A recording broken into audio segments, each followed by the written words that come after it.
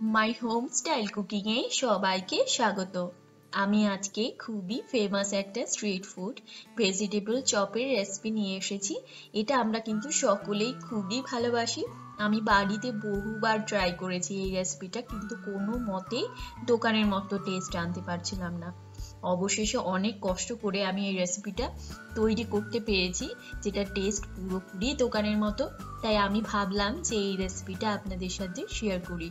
তাহলে চলুন দেখিনি একদম দোকানের মতো টেস্টি ভেজিটেবল চপ বানাতে আমার কি কি লাগবে। এর জন্য আমি এখানে বিটগুলোকে একটু হাফ সেদ্ধ করে তারপর গ্রেট করে রেখেছি। এটা কিন্তু অবশ্যই হালকা একটু সেদ্ধ করে গ্রেট করবেন। এখানে আমি গাজরগুলোকেও একটু গ্রেট করে রেখেছি, কিন্তু এটা কিন্তু আমি সেদ্ধ করিনি, কাঁচাই আছে। আর আলুটাকেও আমি সেদ্ধ করে একটু ম্যাশ করে রেখেছি। আর লাগবে আমার কাঁচা লঙ্কা কুচি সামান্য, একটু হলুদ গুঁড়ো রেখেছি। এখানে রেখেছি আমি গ্রেট করা আদা, বেশ খানিকটা লাগবে চিনি, কেননা ভেজিটেবল চপ কিন্তু একটু মিষ্টি মিষ্টি হয়। একটু নুন রেখেছি। আর এটা চপের জন্য একটা সুন্দর একটা স্পেশাল মশলা বানিয়ে নিয়েছি। এর মধ্যে আমি মৌরি, জিরে, ধনে, শুকনো লঙ্কা, ছোট এলাচ আর দারচিনি দিয়েছি।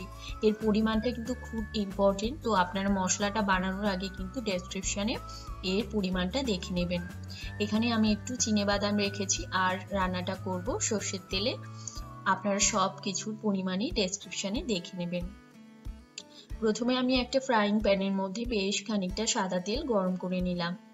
এর মধ্যে আমি প্রথমেই দিয়ে দেব সেই গ্রেট করা গাজর, কেননা গাজরটা যেহেতু আমি সেদ্ধ করিনি তাই এটা কিন্তু হতে একটু সময় নেবে। এটাকে খুব ভালো করে একটু মিশিয়ে নেব। আঁচটাকে লো করে এটাকে একটু সময় ধরে রান্না করব। আঁচটাকে হাই করলে কিন্তু এগুলো পুরো ভাজা ভাজা হয়ে যাবে। এবার এর মধ্যে আমি নুন দিয়ে দিলাম, দিয়ে আবারও খুব সুন্দর করে এটাকে মিশিয়ে নেব। আপনারা চাইলে কিন্তু প্রথমেই তেলের মধ্যে আদা ফোড়ন দিতে পারেন, কিন্তু তাহলে একটা জিনিস লক্ষ্য রাখবেন, যেন আদাটা একদম পুড়ে না যায়। আমি এই ফাঁকে ওটা হতে হতে অন্য একটা ফ্রাইং প্যানের মধ্যে একটু তেল গরম করে বাদামগুলোকে ভেজে নিচ্ছি। বাদামটা একটু বেশি দিলে তাহলে মুখে পড়লে খুব ভালো লাগবে। এটাকে একটু ব্রাউন করে ভেজেই আমি তুলে নেব। দেখুন এটা ভাজা হয়ে গেছে, আমি গ্যাসটা অফ করে দিলাম। এবারে আমি গাজরটা যেটা মোটামুটি যখন হয়ে আসবে তখন এর মধ্যে হাফ সেদ্ধ করা গ্রেট করা বিটটাকে দিয়ে দিলাম। কেননা বিটটা হতে একটু সময় বেশি নেয়, তাই এটাকে আমি একটু হালকা সেদ্ধ করে তারপর গ্রেট করেছি। কিন্তু একদম যদি গলিয়ে ফেলি সেদ্ধ করে, তাহলে কিন্তু একদম ঘাটা ঘাটা হয়ে যাবে। মাঝখানে একটু জায়গা করে এবার এর মধ্যে আমি আদা দিয়ে দিচ্ছি। আপনারা চাইলে একটু তেল দিয়ে তারপরেও দিতে পারেন। একটু কাঁচা লঙ্কা দিয়ে দিচ্ছি, যেন খুব ঝাল না হয়, ওই দিকটা একটু লক্ষ্য রাখবেন। আমি এই কারণে আদাটা একটু পরে দিলাম, কেননা আমি চাই না যে আদাটা পুড়ে যাক, ওই জন্য। এবার এটাকে খুব সুন্দর করে একটু মিশিয়ে নেব। মিশিয়ে নিলাম। এবারে যখন এটা একটু হয়ে আসবে তখন এর মধ্যে সেই ম্যাশ করা আলুটা দিয়ে দিচ্ছি।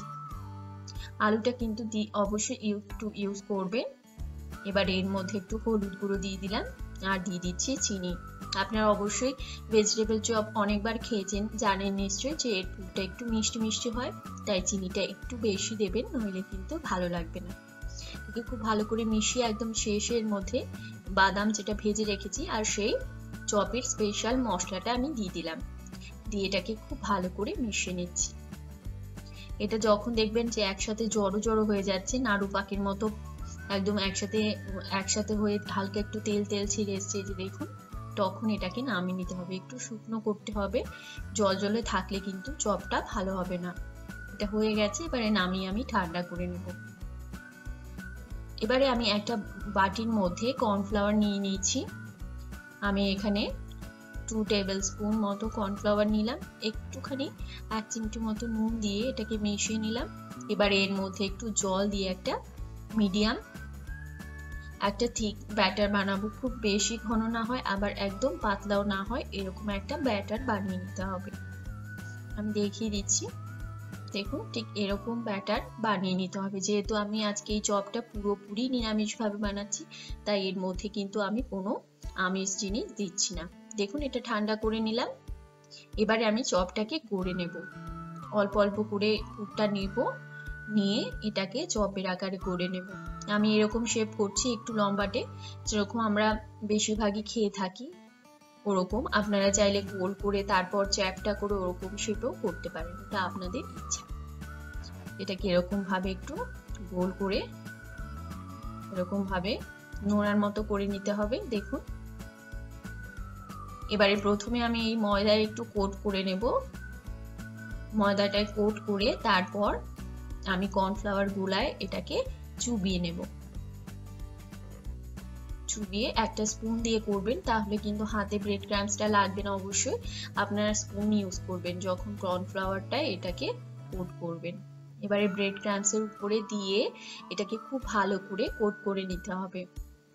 উপর দিয়ে একটু লাগিয়ে এরকম ভাবে করে নেবেন, তাহলে দেখবেন খুব সহজ ভাবে হবে আর হাতেও লাগবে না।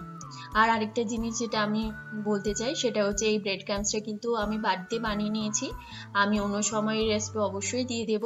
হোমমেড ব্রেড ক্রাম্বস দিয়ে কিন্তু খুব ভালো হয়। দেখুন, এটা পুরোপুরি এই যে এরকম তৈরি করে নিয়েছি। আমি এটাকে একটু রাখবো প্লেটে, যখন একটু শক্ত হবে তারপর এটাকে আমি সেম ভাবে আরেক কোট করে নেব। অবশ্যই কিন্তু দুটো কোট করবেন, নইলে একদম পাতলা হয়ে যাবে। দেখুন, এগুলোকে আমি ডবল কোট করে নিয়েছি, ঠিক এরকম হয়েছে। এটাকে একটু সময় রাখবো, তারপর এটাকে ডিপ ফ্রাই করব। এটাকে একটু সময় রাখলে কি হয়, চপটা সুন্দর সেট হয়ে যায়, তারপর ভাজলে খুব ভালো হয়। কড়াইতে আমি সাদা তেল গরম করে নিয়েছি, এর মধ্যে এই চপগুলোকে দিয়ে এবারে গোল্ডেন ব্রাউন করে আমি ভেজে নেব। আঁচটাকে একটু লোই রাখতে হবে, নইলে কিন্তু উপরটা একদম পুড়ে যাবে। এটা তৈরি হয়ে গেছে। এবারে এটাকে আমি একটা টিস্যুর উপরে তুলে নেব।